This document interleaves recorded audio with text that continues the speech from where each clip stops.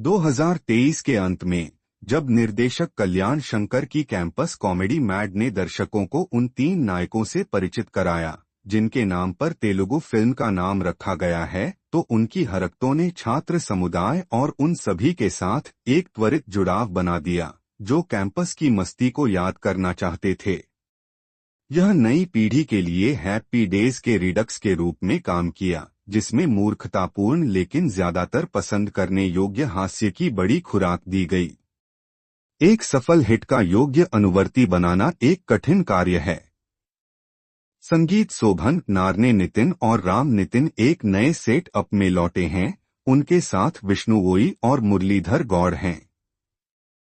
हालांकि जिस सामग्री के साथ वे काम कर रहे हैं वह खंडों के पैचवर्क की तरह है।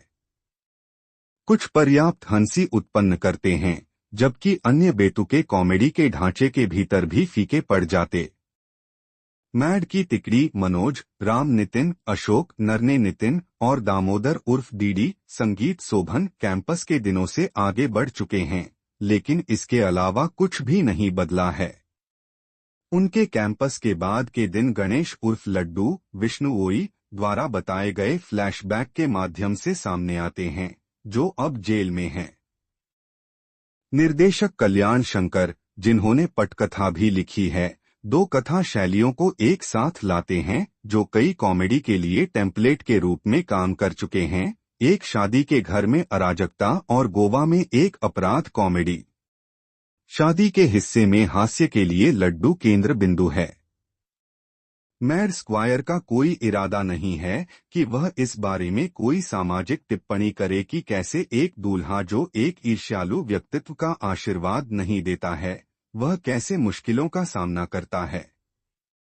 लेखन लड्डू की दुर्दशा की कीमत पर तुच्छ मजाक से संतुष्ट है। मजाक उन 3 दोस्तों पर भी है जो अराजकता फैलाने के लिए सही समय पर आते हैं।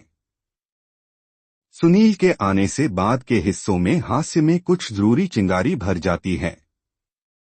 उनके और मैड तिकड़ी के बीच कुछ बातचीत गति को बढ़ाती है। लड्डू और उसके पिता के बीच संवाद पहली फिल्म की तुलना में फीके हैं। अंत में लेखन इस समीकरण को सुधारता है और विष्णु ओई और मुरलीधर गौड़ दोनों को कुछ बेहतर सोचने के लिए देता है। विष्णु ओई को एक पूर्ण चरित्र मिलता है और वह एक ऐसे व्यक्ति की पीड़ा को प्रभावी ढंग से चित्रित करता है जो आसन्न कयामत को महसूस कर सकता है।